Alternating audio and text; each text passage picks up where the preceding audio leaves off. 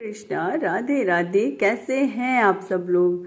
मुझे उम्मीद है आप सभी लोग बहुत अच्छे हैं, खुश हैं और अपनी अपनी लाइफ में बहुत ही अच्छे से एंजॉय कर रहे हैं। और हमारी बिहारी जी की कृपा, हमारी राधे कृष्णा जी की कृपा आप सभी पर खूब जम जम कर बरस रही है, खूब भर भर कर बरस रही है। ठीक है, वीडियो को एंड तक ज़रूर देखिएगा। वीडियो को लाइक शेयर एंड सब्सक्राइब ज़रूर से कीजिएगा। Let's continue stay connected. आप सभी मेरे साथ राधे राधे प्रेम से बोलिए राधे राधे। प्रार्थना कर लेते हैं सबसे पहले भागवत कथा। ओम नमो भगवते वासुदेवाय। ओम नमो भगवते वासुदेवाय। कृष्णं नारायणं वन्दे कृष्णं वन्दे व्रजप्रियं कृष्णं द्वैपायनं वन्दे कृष्णं वन्दे प्रथासुतं। जय जय श्री राधे, जय जय श्री राधे। अथ चतुर्थो अध्याय। राजा का षष्ठी विषयक प्रश्न और सुखदेव जी का कथारंभ। सॉरी, वो डॉगीज की आवाज आ रही है। चतुर्थो अध्याय है राजा षष्ठी विषयक प्रश्न और सुखदेव जी का कथारंभ। सूत जी कहते हैं, सुखदेव जी के वचन भगवत तत्व का निश्चय कराने वाले थे और उत्तरानंदन राजा परीक्षित ने उन्हें सुनकर अपनी शुद्ध बुद्धि भगवान श्री कृष्ण के चरणों में अनन्य भाव से समर्पित कर दी। शरीर, पत्नी, पुत्र, महल, पशु, धन, भाई, बंधु और निष्कंटक राज्य में नित्य के अभ्यास के कारण उनकी दृढ़ ममता हो गई थी। एक क्षण में ही उन्होंने उस ममता का त्याग कर दिया। शौनकादि ऋषियों महामनस्वी परीक्षित ने अपनी मृत्यु का निश्चित समय जान लिया था, इसलिए उन्होंने धर्म, अर्थ और काम से संबंध रखने वाले जितने भी कर्म थे उनका संन्यास कर दिया। इसके बाद भगवान श्री कृष्ण में सुदृढ़ आत्मभाव को प्राप्त होकर बड़ी श्रद्धा से भगवान श्री कृष्ण की महिमा सुनने के लिए उन्होंने श्री सुखदेव जी से यही प्रश्न किया जिसे आप लोग मुझसे पूछ रहे हैं। परीक्षित ने पूछा, भगवत स्वरूप मुनिवर, आप परम पवित्र और सर्वज्ञ हैं। आपने जो कुछ कहा है वह सत्य एवं उचित है। आप ज्यों ज्यों भगवान की कथा कहते जा रहे हैं त्यों त्यों मेरे अज्ञान का पर्दा फटता जा रहा है। मैं आपसे फिर भी यह जानना चाहता हूँ कि भगवान अपनी माया से संसार की सृष्टि कैसे करते हैं। इस संसार की रचना तो इतनी रहस्यमयी है कि ब्रह्मादि समर्थ लोकपाल भी इसके समझने में भूल कर बैठते हैं। भगवान कैसे इस विश्व की रक्षा और फिर संहार करते हैं। अनंत शक्ति परमात्मा किन किन शक्तियों का आश्रय लेकर अपने आप को ही खिलौने बनाकर खेलते हैं। वे बच्चों के बनाए हुए घरौंदों की तरह ब्रह्मांड को कैसे बनाते हैं और फिर किस प्रकार बात की बात में मिटा देते हैं। भगवान श्री हरि की लीलाएं बड़ी ही अद्भुत अचिंत्य हैं। इसमें संदेह नहीं कि बड़े बड़े विद्वानों के लिए भी उनकी लीला का रहस्य समझना अत्यंत कठिन प्रतीत होता है। भगवान तो अकेले ही हैं। वे बहुत से कर्म करने के लिए पुरुष रूप से प्रकृति के विभिन्न गुणों को एक साथ ही धारण करते हैं अथवा अनेकों अवतार ग्रहण करके उन्हें क्रमशः धारण करते हैं। मुनिवर, आप वेद और ब्रह्म तत्व दोनों के पूर्ण मर्मज्ञ हैं, इसलिए मेरे संदेह का निवारण कीजिए। सूत जी कहते हैं, जब परीक्षित ने भगवान के गुणों का वर्णन करने के लिए उनसे इस प्रकार प्रार्थना की, तब श्री सुखदेव जी ने भगवान श्री कृष्ण का बार बार स्मरण करके अपना प्रवचन प्रारंभ किया। श्री सुखदेव जी ने कहा, उन पुरुषोत्तम भगवान के चरण कमलों में मेरे कोटि कोटि प्रणाम हैं, जो संसार की उत्पत्ति, स्थिति और प्रलय की लीला करने के लिए सतत्व, रज तथा तमोगुण की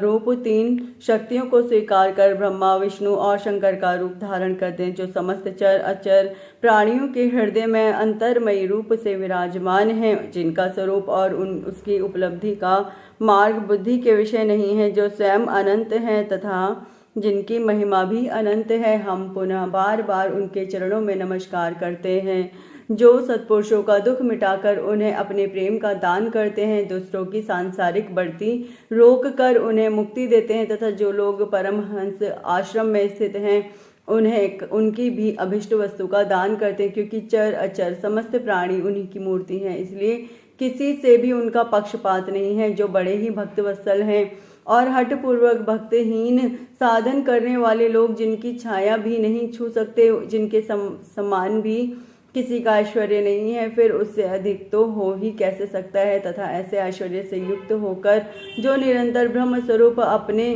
धाम में विहार करते रहते हैं, उन भगवान श्री कृष्ण को मैं बार बार नमस्कार करता हूँ, जिनका कीर्तन, स्मरण, दर्शन, वंदन, श्रवण और पूजन जीवों के पापों को तत्काल नष्ट कर देता है। उन पुण्य कीर्ति भगवान श्री कृष्ण को बार बार नमस्कार है। विवेकी पुरुष जिनकी चरण कमलों की शरण लेकर अपने हृदय से इस लोक और परलोक की आसक्ति निकाल डालते हैं और बिना किसी परिश्रम के ही ब्रह्म पद को प्राप्त कर लेते हैं, उन मंगलमय कीर्ति वाले भगवान श्री कृष्ण को अनेकों बार नमस्कार है। बड़े बड़े तपस्वी, दानी, यशस्वी, मनस्वी, सदाचारी और मंत्रवेता जब तक अपनी साधनाओं को तथा अपने आप को उनके चरणों में समर्पित नहीं कर देते, तब तक उन्हें कल्याण की प्राप्ति नहीं होती।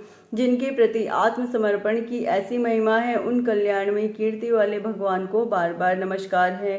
किरात, हूण, आंध्र, पुलिंद, पुलकस, आभीर, कंक, यवन और खस आदि नीच जातियां तथा दूसरे पापी जिनके शरणागत भक्तों की शरण ग्रहण करने से ही पवित्र हो जाते हैं, उन सर्वशक्तिमान भगवान को बार बार नमस्कार है।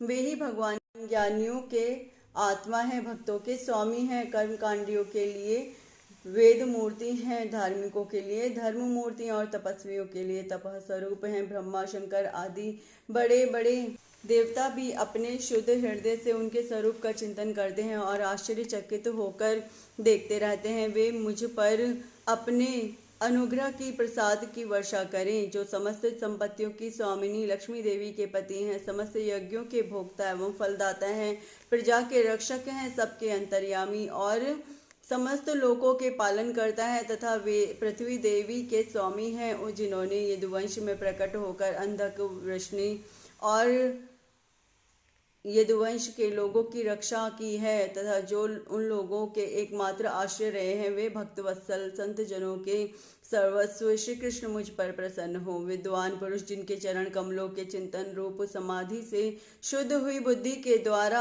आत्म तत्व का साक्षात्कार करते हैं तथा उनके दर्शन के अनंतर अपनी अपनी मति तथा रुचि के अनुसार जिनके स्वरूप का वर्णन करते रहते हैं, वे प्रेम और मुक्ति के लुटाने वाले भगवान श्री कृष्ण मुझ पर प्रसन्न हों, जिन्होंने सृष्टि के समय ब्रह्मा के हृदय में पूर्व कल्प की स्मृति जागृत करने के लिए ज्ञान की अधिष्ठात्री देवी को प्रेरित किया और वे अपने अंगों के सहित वेद के रूप में उनके मुख से प्रकट हुई। वे ज्ञान के मूल कारण भगवान मुझ पर कृपा करें,